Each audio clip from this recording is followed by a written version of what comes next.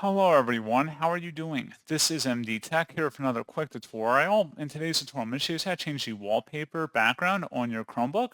So this should hopefully be a pretty straightforward process, guys. And without further ado, let's go ahead and jump straight into it. So all I have to do is open up the launcher utility, and you want to go underneath, just search for wallpaper. Best results should come back with change wallpaper. Go ahead and select that. And then you can select from a wallpaper on this list here. And you can also select a custom one that is saved on your computer. If you go back to wallpaper, you can go underneath My Images too. And that's pretty much it.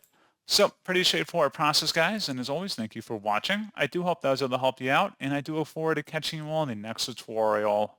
Goodbye.